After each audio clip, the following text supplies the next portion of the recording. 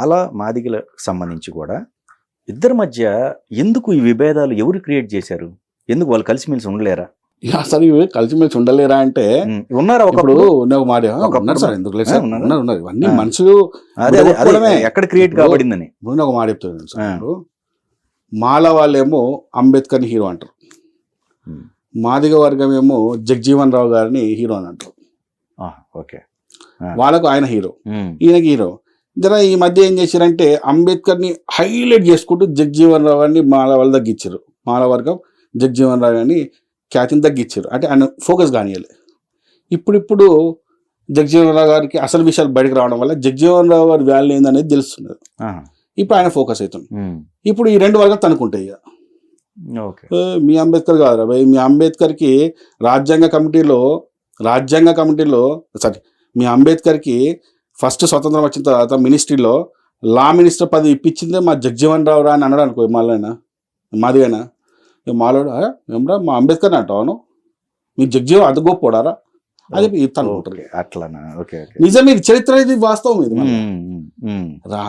స్వతంత్రం వచ్చిన తర్వాత మీ మినిస్టర్లో ఈయనకి ఇవ్వరు, కాంగ్రెస్ ఇవ్వదు. ఇవ్వకపోతే ఏం చేస్తాడంటే జగజీవన్ రావుని చాలా చిన్న చూపు చూస్తాడు అంబేద్కర్. ఎప్పుడు ఏ రోజు కూడా జగజీవన్ రావుని కేర్ చేయలే. కానీ పదవి కోసము జగజీవన్ రావు గారి ఇంటికి రోజు పోయేటోడు, పోయి ఆయన కలిసి మాట్లాడని బతినాడుతుండే. ఇదంతా మనకి ఎట్లా తెలుసు అంటే జగజీవన్ రావు భార్య ఆమె ఒక బుక్ రాసింది, ఆమె ద మైల్ స్టోన్ అని చెప్పి, ద మైల్ స్టోన్ ఒక బుక్ రాసింది ఆమె. ఆ బుక్ లో స్పష్టంగా రాసింది, ఇప్పుడు ఆమె రాసింది అనమాట, అంటే ఏం జరిగింది అని. ఈయన రోజు పోతుండే, ఈయన ఏం చేయాలా, ఈయన ఎప్పుడు చూసినా గాంధీని తిట్టేటోడు, సర్దార్ వల్లభాయ్ తిట్టేటోడు, నెహ్రూకు అంబేద్కర్ మధ్య పచ్చి గడ్డేసినా బగ్గమంటుండే.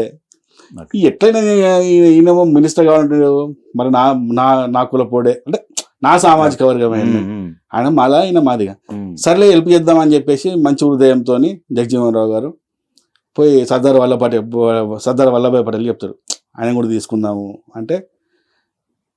ఆయనకు మనకు ఎలా ఉందో తెలుసు కదా, సరే అయినా కూడా నీకు ఓకే అనుకుంటే డైరెక్ట్ గాంధీతో మాట్లాడేసి ఫైనల్ డిసిషన్ అయినది అనమాట. గాంధీతో చెప్పేసి అని చెప్తాడు. ఈయన ఒకసారి పోయి గాంధీ చెప్తే గాంధీ డైరెక్ట్ నువ్వు చెప్పినావు కదా అని చెప్పేసి నెహ్రూకి చెప్పేసి ఆయన నువ్వు మంత్రి పదవి తీసేసుకో అని చెప్తాడు. ఇమీడియట్గా ఆయన తీసుకొని లా మినిస్టర్ చేసేస్తాడు నెహ్రూ. గాంధీ చెప్పిన తర్వాత ఫైనల్ కదా ఇక. ఇదొకటి అయిందా. ఇంకోసారి కూడా ఈయనకి ఇట్లా పదవి వస్తుంది, గాంధీ వల్లనే వస్తుంది. ఎప్పుడంటే స్వతంత్రానికి ముందు 1946లో కాన్స్టిట్యూషన్ అసెంబ్లీ అయితే ఎప్పుడైతే ఫామ్ చేసుకున్న తర్వాత, ఆ ఫామ్ చేసుకున్న తర్వాత ఎలక్షన్ల ద్వారా ఎన్నిక కావాలన్నమాట. ఈయన బాంబేలో ఓడిపోతాడు, దళిత నియోజకవర్గం నుంచే ఓడిపోతాడు. మళ్ళా దళితుల ఓట్లు ఏరైనాను, దళితులు రిజెక్ట్ చేశారు అంబేద్కర్ని. ఈయన ఓడిపోతాడు. ఓడిపోగానే ఏం చేశాడంటే ఇమీడియట్గా ముస్లిం వాళ్ళ సహాయంతో వెస్ట్ బెంగాల్ నుంచి పోటీ చేస్తాడు. వెస్ట్ బెంగాల్ గెలుస్తాడు ముస్లిం ఓట్లతో, అంటే ముస్లిం సపోర్ట్తో. అదే మళ్ళీ దళిత నియోజకవర్గమే గెలిచిన తర్వాత ఇమీడియట్ గా ఇక్కడ ముస్లింలు కూడా సపోర్ట్ చేశారు. ముస్లిం వాళ్ళు సపోర్ట్ చేయడం వల్ల అప్పుడు ఇమీడియట్ గా ఏమైందంటే ఆయనది ఏమైతే అక్కడ మన బెంగాల్ ఏమైతే విడిపోతుంది అనమాట. 2 parts అవుతుంది. ఒక పార్ట్ పాకిస్తాన్ కిందకి వెళ్ళిపోతుంది, ఈస్ట్ వెస్ట్ పాకిస్తాన్ కింద అవుతుంది కదా సార్. అప్పుడు ఈస్ట్ వెస్ట్ పాకిస్తాన్ అంటుండే కదా, ఆ పార్ట్ వెళ్ళిపోయి ఇప్పుడు బంగ్లాదేశ్, ఇప్పుడు అలాగే వెళ్ళిపోతుంది అనమాట. వెళ్ళిపోగానే ఆయన పదవి పోతుంది అనమాట. ఆడ ఎన్ని రోజులు కూడా ఉంటాడు ఆయన. ఇక తర్వాత ఎట్లా అని చెప్పినప్పుడు బాధపడ్డప్పుడు అంబేద్కర్ మన గాంధీ గారే ఏం చేస్తారంటే సర్దార్ వల్లభాయ్కి రాజేంద్ర ప్రసాద్కి పిలిచి ఆయనను తీసుకోండి ఆయనని, రాజ్యాంగ కమిటీలోకి తీసుకోండి అని చెప్తారన్నమాట. చెప్తే సర్దార్ వల్లభాయ్ పటేల్ అప్పుడు మహారాష్ట్ర సీఎం ఖేడ్ అనేది పేరు ఉంటుంది అనేది కరెక్ట్ గుర్తులేదు నాకు. ఆయనకి లెటర్ రాస్తాడు, మా ఏది బాంబేలో ఏదో ఒక నియోజకవర్గం నుంచి ఆయనను తీసుకురండి అని చెప్పి. అంతకుముందు రాజేంద్ర ప్రసాద్ ఒక లెటర్ రాస్తాడు ఆయనకు. ఆ లెటర్స్ కూడా నేను చూపించిన, ఆ లెటర్స్ నేను చూపించాను సార్ వీడియోలో. నేను ఏది నోటికి చెప్పను, నా నోట్లో నుంచి ఏది రాదు, ప్రతిదీ విత్ రిఫరెన్స్, ప్రతి లెటరు సర్దార్ వల్లభాయ్ కేర్కేం లెటర్ రాసిండు. అప్పుడు జూలై 20, 1947లో ఆయన సీఎం ఈయనను రాజ్యాంగ సభ పంపిస్తున్నా అని చెప్పి 16 మందిని పంపిస్తాడు. అందులో అంబేద్కర్ పేరు ఒకటి ఉంటుంది.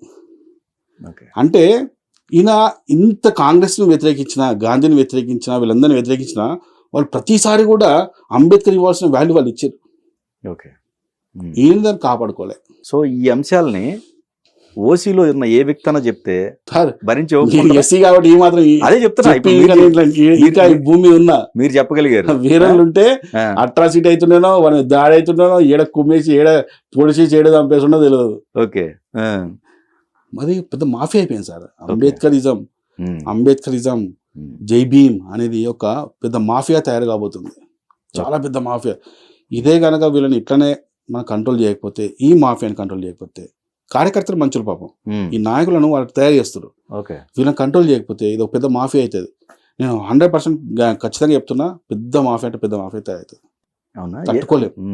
సరే ఇప్పుడు ఒక విషయం వచ్చినప్పుడు, ఒక ఇష్యూ వచ్చినప్పుడు నువ్వు ముస్లింతో ఫైటింగ్ చేయగలుగుతున్నావు, మాట్లాడగలుగుతున్నావు, పోయి మళ్ళా మాట్లాడి ఇంటికి వస్తావు. ఒక క్రిస్టియన్తో మాట్లాడగలవు, మళ్ళీ ఇంటికి వస్తావు. కానీ ఒక అంబేద్కర్ దగ్గర పోయినా అనుకోండి, నువ్వు ఇంటికి రావు, డైరెక్ట్ జైలుకి పోతావు. ఇమీడియట్గా స్పాట్లో కేస్, అట్రాసిటీ, ఇంటికి కూడా డైరెక్ట్ జైలుకి పోతావు. అటువంటి వ్యవస్థ ఘోరంగా తయారవుతుంది. సినిమా విషయంలో కూడా మీరు ఒక వాదన జరిగింది, ఏది జై భీమ్ విషయంలో. ఇప్పుడు నేషనల్ అవార్డు తీసుకున్నారు ఆయన. అవునవును. అది కంపారిజన్ చేస్తూ మాట్లాడారు. అవును. అక్కడ వివక్ష ఏమన్నా జరిగిందన్న? అంటే జై భీమ్ సినిమా అంటే అంబేద్కరిస్టులు. అవును. జై భీమ్ సినిమాలో సూర్యకి రావాల్సిన అవార్డు అది జరిగింది, ఈయనకు వచ్చింది. జై భీమ్ ఒక మంచి సినిమా. సినిమా పరంగా అయితే జై భీమ్ ఒక అవేర్నెస్ సినిమా, అని డౌట్ లేదు. ఓకే. ఇప్పుడు అవార్డు ఇచ్చేవాడు దీనికి ఇచ్చిండు, అయితే ఏమైంది? అయితే ఏమైంది సార్? అంటే న్యాయం జరగలేదని వాళ్ళ వాదన. ఇప్పుడు అట్లా అంటే సార్, ఇప్పుడు వాళ్ళు వాదన మొదలు పెట్టాం అనుకోండి, ఇప్పుడు వాళ్ళు కొత్త డిమాండ్ చేస్తారు. అంటే అందరూ అనట్లేదు, ఒకళ్ళు ఉన్నారు, వాళ్ళ పేర్లు ఎందుకు లైవ్ లా ఒక లేడీ ఉంటది, ఒక ఆమె అదో టైపు. ఆవిడ ఒక రోజు ఒక స్టేట్మెంట్ ఇచ్చింది, ఏమైంది అంటే, అంబేద్కర్ ఇష్టమే ఆమె స్టేట్మెంట్ ఇచ్చిందంటే, ప్రైవేట్ ఉద్యోగాల్లో కూడా మాకు రిజర్వేషన్ కావాలి అని. చెప్పండి సార్, సాధ్యమేనా? ఎలా సాధ్యపడుద్ది? నేను ఎందుకు ఇవ్వాలి సార్? నేను ₹1 కోటి ఖర్చు పెట్టి ఒక సాఫ్ట్వేర్ కంపెనీ పెట్టినా, ఒక అసమర్థుని తీసుకొచ్చి నేను ఎందుకు పెట్టుకుంటా సార్? అది ఇంపాసిబుల్. అది ఆవిడ లాంటి వాళ్ళు ఇంకొక మాట అన్నారు, సినిమాలో ఎప్పుడు అగ్రకులాలే కనబడుతున్నాయి హీరోలు, డైరెక్టర్లు, మరి దళిత సామాజిక వర్గం నుంచి ఎందుకు లేరు? చేసుకోవచ్చు, ఇది ప్రైవేట్ సెక్టర్ కాబట్టి. ప్రొడ్యూసర్ ఉంటే నువ్వు ప్రొడ్యూస్ చేసుకోవచ్చు, డైరెక్షన్ చేసుకుని సత్తుంటే ప్రొడ్యూసర్ వెతుకుని డైరెక్షన్ చేసుకోవచ్చు మీకు. డెఫినెట్ గా. అవును, నేను అనేది అదే సార్. నేను ఎవరు ఆపుతున్నారు? నిన్ను ఎవరు ఆపుతలేరు కదా. మరి అటువంటప్పుడు ఎందుకు ఎలిగేషన్స్? ఎందుకు అక్కడ రిజర్వేషన్ ఎట్లా పనిచేస్తావు? అసలు ఇలా ఎందుకు వేస్తావు? ఎలిగేషన్ ఎందుకు వేస్తావు? ఇప్పుడు నువ్వు రోడ్డు మీద పోయినా ₹1,00,000 పెట్టి షూ కొనుక్కో, ఆపిరా? కారు కొనుక్కో, బెంచ్ కారు కొనుక్కో, ఆపిరా? రైట్. లేదు కోట్లు సంపాదించుకో, నువ్వు ముఖేష్ అంబానీగా లేకుంటే అనిల్ అంబానీగా మేము వద్దన్నామా? నిన్న ఆపుతున్నారా? అరే ప్రతి దగ్గర మాపై వివక్ష. ఎవడు చూపిస్తుడు వివక్ష? అసలు నేను పట్టించుకునే ఉద్దేశం ఎవడుకున్నది? ఇప్పుడు నా పక్కన మనం హోటల్లో కూర్చొని తింటుంటాం, ఆడు ఎస్సీఓ, ఎస్టీనో, బీసీనో, ఓసీనో, ముస్లిమో, హిందువో, క్రిస్టియన్ ఎవరికి తెలుసు సార్? అసలు వండిన అతను ఎవరు? ఉండినోడు ఎవడు? మరి చూసారా? మరి అంతే కదా. అది అసలు ఇంపాసిబుల్. వివక్ష జరుగుతుంది అంటే జరిగాయండి ప్రసాద్ గారు. ఒకప్పుడు జరిగినాయి సార్, నేను ఇంతకుముందు చెప్పిన మా తాతలు ముత్తాతలు జరిగినాయి, నేను కాదంటే. అప్పుడప్పుడు కూడా జరుగుతున్నాయి, ఇప్పుడు కూడా ఏడన్నా ఒక దగ్గర జరుగుతున్నాయి, నేను కాదనట్లేదు. వాటి మీద ఫైట్ చేద్దాం అందరం. అంటే ప్రతి సందర్భంలో నేనేమంటా, ఇంకో మాట కూడా అంట, దళిత సామాజిక వర్గం. నేను ఇప్పుడు లైవ్ లో దొరుకుతున్నాను, ఈ వీడియో ద్వారా నేను మీ ఛానల్ ద్వారా కూడా ఒక మాట చెప్తున్నా, నిజంగా మా దళిత సామాజిక వర్గానికి ఏడన్నా అన్యాయం జరిగినా, వివక్ష జరిగితే దయచేసి మీరు పోరాడకండి. మన తరపున స్వామీజీలు పోరాడతారు, పిలిపిద్దాం మన స్వామీజీలకు. అవునా? ఎస్ సార్, సిద్ధంగా ఉన్నారు సార్, అందరు సిద్ధంగా ఉన్నారు సార్. వాళ్ళు వచ్చి ఫైటింగ్ చేస్తారు, వాళ్ళు స్వామీజీలు వస్తారు, పెద్ద పెద్ద స్వామీజీలు అందరు వస్తారు, వాళ్ళు వచ్చి ఫైటింగ్ చేస్తారు. ఎవడా ఏం జరిగింది ఇక్కడ అని చెప్పి వాళ్ళు వచ్చి ఫైట్ చేస్తారు. వాళ్ళు నేను చెప్తున్నా ఈ వీడియో ద్వారా, మీ ఛానల్ ద్వారా చెప్తున్నా, నేను కన్ఫామ్ గా అగ్ర కులాల లీడర్లు వచ్చి ఆ వివక్ష ఏం జరిగిందో దాని మీద న్యాయపడడం వాళ్ళు మనం చేయొద్దు, ఇంకెంతకాలం మనం చేద్దాం, వాళ్ళతో చెప్పిద్దాం. డిఫరెంట్ కాన్సెప్ట్, మీరు వాళ్ళతో చెప్పిద్దాం సార్. అసలు జరిగే పనేనా? 100% చదువుతా సార్. నాకు నిజమైన అన్యాయం ఎడదని చూపించారు నాకు. ఓకే నేను దళితులతో నేను చేపియాను. ఓకే 2 రాష్ట్రాలు నా స్వామిజీలకు పిలుపునిస్తా సార్, ఒక ఫోన్ మంది వస్తారు సార్ వాళ్ళు అంతే, ఓకే దళితుల కోసం వస్తారు వాళ్ళు అంతే, ఓకే వచ్చి ఫైట్ చేసిపోతారు. ఆ సంఘటన మళ్ళీ ఎప్పటికి జరగకుండా చూస్తారు. అప్పుడు కన్వర్టెడ్ మార్పు ఆ విధంగా తీసుకొద్దాం సార్. కాదండి, అప్పుడు కన్వర్టెడ్ వాళ్ళు ఉండరు, ఇంకా ఉండరు సార్, మరి ఉండరు. అట్లా మార్పు తీసుకొద్దాం. ఎంతసేపు జరిగింది ఇదేగా. ఆ పాత ఇప్పుడు ఎందుకు, ఓకే ఓకే పాత ఎందుకు అవసరం? ఇప్పుడు పాత అన్ని గుర్తుంచుకున్నాం అనుకో, ఈ దేశంలో ఒక క్రిస్టియన్ కూడా ఉంచద్దు. మరి అట్లా అంటే బ్రిటిష్ వాడు ఎవడు సార్? ఆడు క్రిస్టియనే కదా, మనం దోచుకుపోయినాడు కదా.